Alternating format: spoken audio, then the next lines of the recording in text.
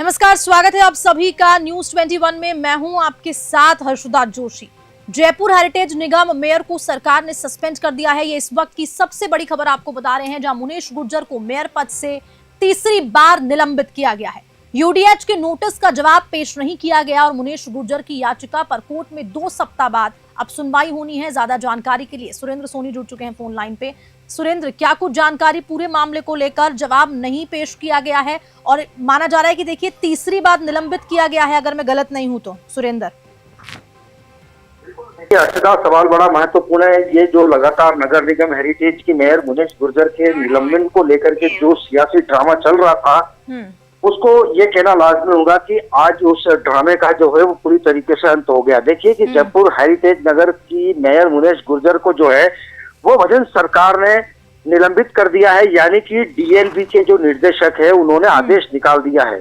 आपको बता दें कि रिश्वत कांड में जो भूमिका सामने आई थी और लगभग ये कहना लाजमी होगा कि 13 महीने में जो है वो मुनीश गुर्जर को तीसरी बार निलंबित किया है। हालांकि देखिए लगातार जो सियासी ड्रामा चल रहा था कि जो रिश्वत कांड हुआ था, क्योंकि मेयर के घर पर एसीबी ने छापा मारा था और उस वक्त तत्कालीन सरकार जो है वो पूर्व मुख्यमंत्री अशोक गहलोत की कांग्रेस सरकार थी। देखिए कि जब कांग्रेस सरकार में जब ये मेयर थी तो निश्चित तौर पर विपक्ष बीजेपी उस वक्त काफी हमलावर भी हुई थी कि जीरो टॉलरेंस को लेकर के कहीं न कहीं कांग्रेस जो है वो नजरअंदाज कर रही है। हालांकि इस टाइम 2 बार जो है वो मुनीश गुर्जर को निलंबन कर दिया था, लेकिन भजन सरकार बनने के बाद मुनीश गुर्जर ने जो है वो तमाम निलंबित के जो आदेश थे उसको हाई कोर्ट में चैलेंज किया था और निश्चित तौर पर मुनीश गुर्जर को जो है वो हाई कोर्ट से 2 बार राहत मिल चुकी थी और दोनों ही बार उसने अपनी सीट पर काबिज कब्जा जमाया था। अर्शदा, अब बिल्कुल, अब आगे किस तरह का रुख रहने वाला है मुनीश गुर्जर को लेकर? देखिए तीसरी बार सस्पेंड किया है सुरेंद्र। देखिए यूडीएच मंत्री जावर सिंह खर्रा ने बड़े मंचों से भी कहा है कि अब जो है वो मुनीश गुर्जर के निलंबन के बाद जो है वो कार्यवाहक यहाँ पर मेयर बनाया जाएगा और निश्चित तौर पर लगातार बीजेपी के जो तमाम पार्षद थे उनसे लेकर के चर्चा भी हो रही थी।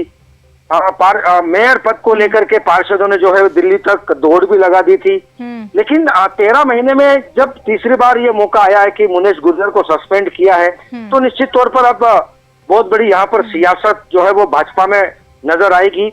हालांकि मुनीश गुर्जर की याचिका पर जो है वो कोर्ट में 2 सप्ताह के बाद सुनवाई होनी है। हालांकि मुनीश गुर्जर पर जो है वो रिश्वत कांड में उन पर लगी जो एफआईआर है उसको रद्द करने को लेकर के उनके वकील दीपक चौहान ने जो याचिका लगाई थी और कोर्ट से उन्होंने समय मांगा था कि 2 हफ्ते तक कोर्ट ने उन्हें समय दिया। लेकिन लगातार अब जिस तरीके से जो सियासी ड्रामा चल रहा था काफी समय से, इसका कहीं न कहीं पूरी तरीके से पटाक्षेप गिरता हुआ नजर आ रहा है। लेकिन सुरेंद्र, एक और आपसे चीज समझना चाहेंगे, जो लगातार देखिए हम 2023 की बात करते हैं तो जब एसीबी ने छापा मारा था तो जो इनके पति थे सुशील गुर्जर, उनको भी गिरफ्तार किया गया था 2 दलालों के साथ। इस बारे में क्या कुछ जानकारी है?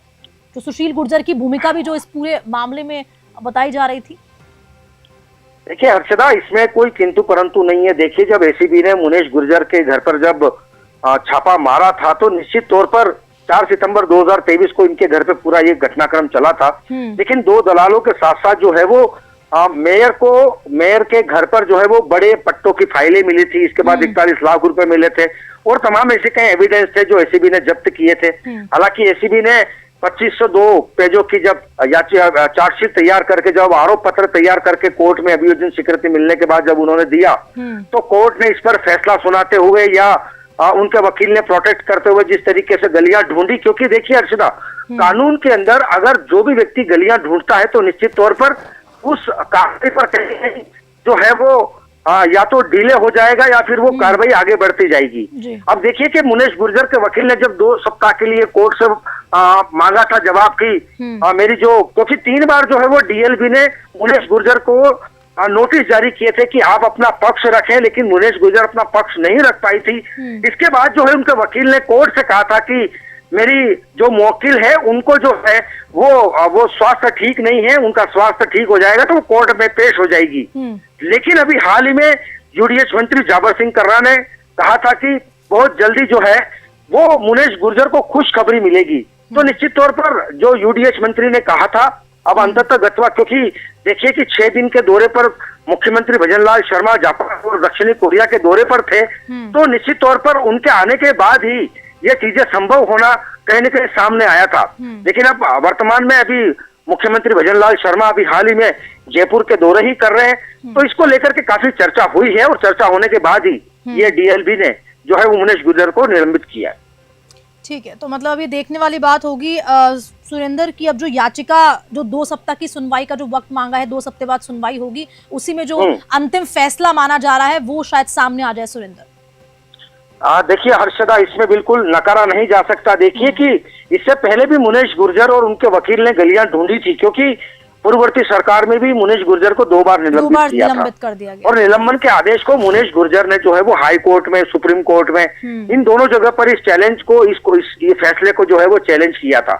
तो निश्चित तौर पर ये कहना भी लाजमी होगा कि इस चैलेंज को भी मुनेश गुर्जर, क्योंकि अब ज्यादा वक्त बचा नहीं है नगर निगम हेरिटेज के चुनावों में, अब महज जो है वो कुछ वक्त बचा है, तो उस कुछ वक्त में भी मुनेश गुर्जर अंततः यही सोचेगी, क्योंकि 2 बार उनको हाईकोर्ट में चुनौती देने का मौका मिला और उनको जीत उनको मिली है। मुनेश गुर्जर को ऐसा नहीं है। सुरेंद्र, ये भी कहना गलत नहीं होगा ना कि जो चुनाव अब होने वाले हैं उस पे भी इसका असर बहुत पड़ने वाला है।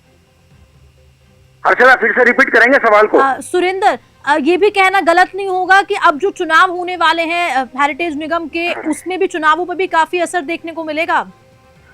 देखिए हर्षदा, अभी इस वक्त प्रदेश में जो है वो 6 विधानसभा के उपचुनाव भी होने हैं। भरतपुर में जो है वो पंचायत समिति में प्रधान का चुनाव होना है, और इसी के साथ साथ अगर यहाँ पर अगर कार्यवाहक अगर मेयर अगर सरकार लगाती है, तो निश्चित तौर पर यहाँ पर भी अब लगभग 5-6 महीने का वक्त बचा है, तो 5-6 महीने का वक्त तो आराम से गुजर जाएगा। लेकिन सबसे बड़ा सवाल ये रहेगा कि आने वाले वक्त या ये जो नगर निकाय के जो चुनाव होने हैं उस पर किस तरीके से क्या रणनीति बैठेगी, क्या किसकी सरकार बैठेगी, ये एक सबसे बड़ा विषय होगा।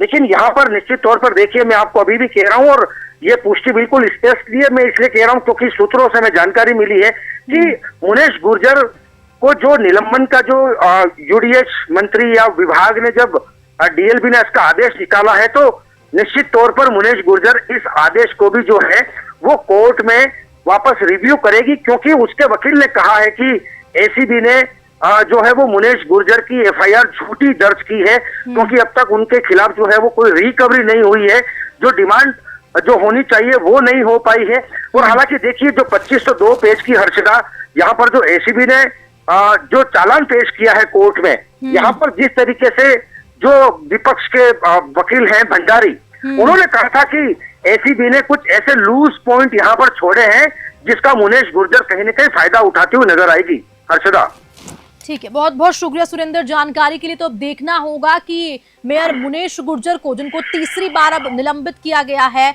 अब उसके बाद किस तरह का वो रुख अपनाती है, और जो 2 सप्ताह बाद जो सुनवाई होनी है वो सुनवाई क्या मुनेश गुर्जर के पक्ष में होती है या कोई बड़ा खुलासा, या फिर जिस तरह की सियासत लगातार गर्म हो रही है उसमें भी कुछ और देखने को मिलता है।